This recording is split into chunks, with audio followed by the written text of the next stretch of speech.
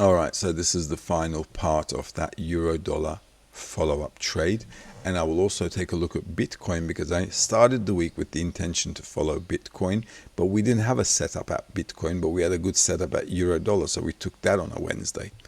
So we'll take a look at the euro dollar in a minute, but let's take a look at that Bitcoin, which I did mention in one of the videos yesterday as well. So let's do this. Now remember, yesterday I said it's a trade day for Bitcoin.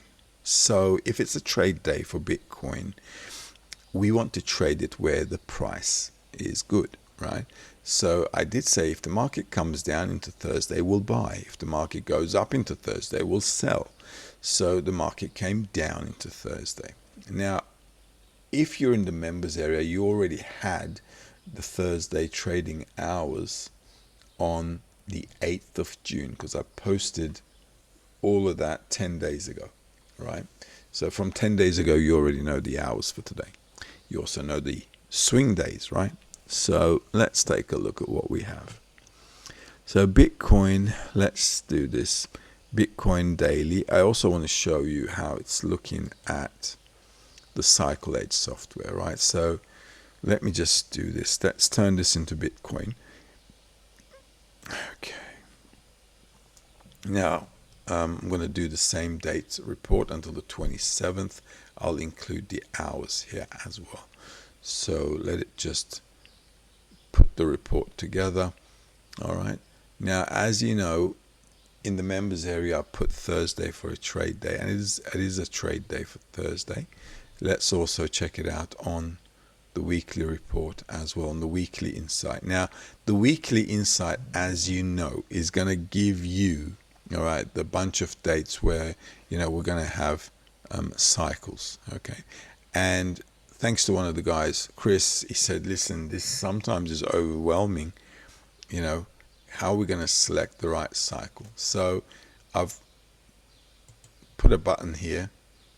You take only grade A trades, and what I've also done is highlighted them. So the darker ones are the more fitting ones. The lighter ones are the less, and there are 3 color codes here. Well, there are 4. This is black, dark blue, purple, and then it's just gray. All right. So if you take the grade A only trades, which is what I will put in the members area, okay, and then you can see how things are looking here. So let's take a look at Thursday, right? So today is the 18th, and do I really have anything here on the 18th Thursday? I've got a peak out here. So this is a primary cycle which is peaking out, right? So that's good to know. Thursday the 18th, and then I've got here nothing else on the 18th, all right? But I've got Friday the 19th here, all right? And Friday the 19th I've got up here as well, okay, where I've got 3 primary vectors ending. So what does that mean? What does it really mean that it's ending, or it's starting, or it's peaking out? So if I'm looking at any day, a cycle can do 3 things. It's going to start, it's going to peak out, and it's going to finish off. It's just going to sizzle down, right? So it's something like a semicircle, right? So or an arrowhead, right? So I start, I peak out, I kind of like end off. So it's a cycle. So every time I have a cycle, I'm going to have a start date, a peak date, and an end date. So if I've got a bunch of cycles, because there are more than one cycles, just like there are, you know, more than one time frames. We're not just trading on the daily, or we're not just trading off the monthly, right? So we've got the monthly, weekly, daily, you know, the hourly, the 15-minute, or the 4-hour, and the hour. There are a bunch of time periods where you can cycle things off. So according to the cycles, you're thinking, okay, so if I'm ending with 3 cycles at the same day, all right, I better look out for that day. And if the price is right, I'm thinking, yeah, we could do that, okay. And same at that, you know, at any other start date or peak date. So those three cycles, that day, the 19th, is going to be important for us. I'm going to keep that in mind. And I did put the 18th as a peak out, and the peak out is important because that's the peak of that cycle. From there on, it's only going to get sizzled out. And the reason I'm paying attention to the ending ones is, well, whenever something ends, something also starts. So this ending period is also important, and it allows us to kind of like say, okay, you know what, this is where the buck stops. Okay. And coincidentally, as you can see here, there's nothing else starting on the 19th. So this 19th is also a period where if nothing else is starting on the 19th, because I've got the report all the way into the 27th, right? Then I have to check out the next week, okay, the next weekend, all right? So let's turn this into grade A as well. Let's do that. So let's see if there's anything here on the 19th or the 18th as well. So I've got the 18th of June here, right? A primary cycle topping out. Okay, so that's peaking out. That's good to know. And then I've got another one. No, that's July. And that's it. And then let's take a look at what else is starting. Well, you can see that nothing else is starting until later on next week on both of those weeks. So, okay, we have to make sure that we're holding to our guns on the 19th, and we have to be careful here because there's nothing else starting. So this is how you kind of pick them off one by one, and it kind of gets, you get used to it, and it gets fun after a while, because you then start to just align your days. Say, okay, this is the 18th, this is the 19th, and that's it. These are the days we're going to look to see where the cycle's ending. Now, knowing the 19th is also on there is important. Why? Because sometimes what happens is Thursday is a cycle day, it's a trade day, okay? And what will happen is it'll go up, it'll come down, okay? And then on the following day, it'll go up. So 19th, it'll like make a low for the market to turn around later, all right? So that's kind of like good to know. If you take a look at the 15-minute chart as well, look, see how timing is working here.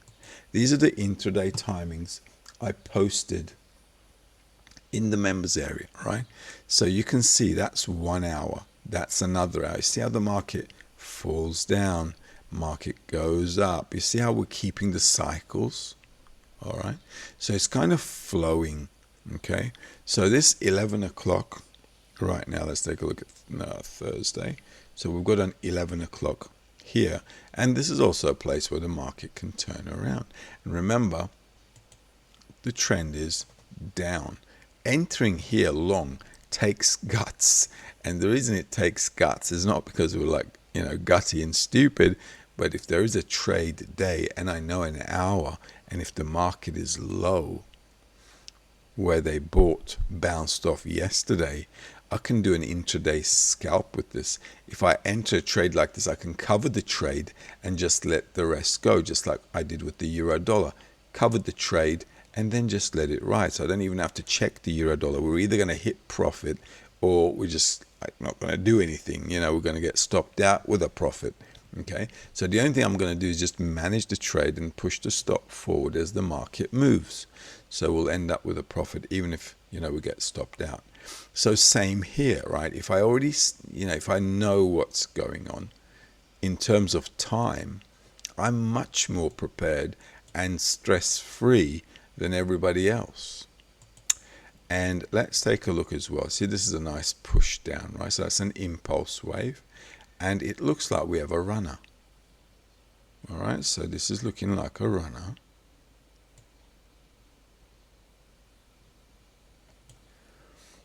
And look, So that is not a bad place to sell, all right? That's not a bad place to sell. But we're thinking, but wait a minute, it's a trade day. We're supposed to go the other way, right? Yeah. By the way, it looks like there's a holiday tomorrow. So no, that's news. Okay. So there's news coming out tomorrow. So let's take a look at the hours for Thursday. All right. So as you can see, these are the hours. These are specific for Bitcoin. So as you can see, there's 3 o'clock, which is also in gold as well. So it's a common time. All right. So it's a common time for the whole market because I've marked 3 p.m. as well. And then there's 9:45, which is a common time as well. I've picked off 9:55 as well. So you can see these are grade A trades. So that one and that one is a bit of a muck around. Okay, so we want to make sure we're entering at a grade A. Why? Because if we want to buy this, right, you want to buy at a grade A hour simply because you're like going against the big impulse here. Remember, this is just a retracement at the moment. Okay, so we're anticipating to get in a bit of a trade and kind of like take some profit and call it a day, push the stop up, and and that's it. So that's all with that one, right? Does that make sense? I hope it makes sense, because I'm going to get rid of these now. These levels I put in yesterday because of that rectangle I put on the daily, and this rectangle I put later on in the morning. The reason I didn't enter a trade here is because this is at 8:30 a.m. and I take Al to school in the mornings, and we leave exactly at 8:30, right? So that's like a bit of a bummer, but that's your 8:30 there, and I've boxed it in here, and the market, as you can see, came in, is going to the next hour. Now look, I've got 2 lows, 2 bottoms, and a top, enough to draw a channel. And after the impulse, you can see this is kind of turning into a runner. So if I do want to buy Bitcoin, I want to wait for the grade A hours, which are going to be at these hours, right? So afterwards, I need to check where we're at with the price. And obviously, if we're crashing down, right? If we're crashing down, I'm going to think to myself, wait a minute, I have cycles ending on the 19th, which means that this could really push and end on the 19th. All right. So I better be careful, because the cycle it is in right now, there are 3 of them here ending on the 19th. Nothing is starting. All right. And from the next week's cycles as well, I've got we had another 19 here as well, right? So we've got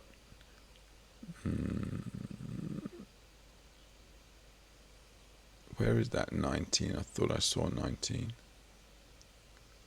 No. All right, maybe I didn't see that correctly, but I could have sworn I saw 19 somewhere. Fair enough. Okay, so there is no 19, but it's ending. These are ending on the 19th. So that's already also telling me that we could have a cycle, which means that the market can still go down or sideways until tomorrow. Okay, so this already tells you to be careful. If I'm going to sell, I want to be careful. If I'm going to buy, I want to be careful. So this information already relaxes you and chills you out. Also, take a look at, let me see, what was I going to show? Maybe it was that gold. I was going to show something, but okay, here it is actually. Look what I've got for Wednesday. No scheduled signals, quiet day, consolidation, range bound expected. Now you might say, if you're a day trader, but the whole thing just crashed. From a perspective of day trading, yeah, but look what's happening here. We're actually retracing, consolidating after a big impulse move. Okay, and the market was in the middle of levels. That was the high, that was the low of the channel, and yesterday we were in between. So it kept us out of the trade. It said, look, don't muck around. Just stay out. We're range bound expected. Okay, quiet day, consolidation or range bound. So This is kind of range bound. Okay, it's going up, but yesterday, look at yesterday. All right. So at the end of the day, on the intraday, it might look like a, hefty move, but overall, knowing when to stay out of a trade is just as important as to knowing when to be in a trade. Why? Because if you don't know when to stay out, you give the money back. Okay, so you need the days when you traded well, great, honky-dory, well done, and then you try to enter trades again, and you don't know if it's a good day, bad day, whatever. What happens there is simply you giving back the money to the market. All right, and look what's happening here. All right, so that's like working nicely, so we'll have to wait for that, and that's it. But it's nice to see markets moving at the right times. So 10 past 11, and it is 8 minutes past 11 right now, my time, and that's there. All right, so we have to wait for this to close, because it's either going to break out or it's going to turn around. Okay, why isn't this doing that? I think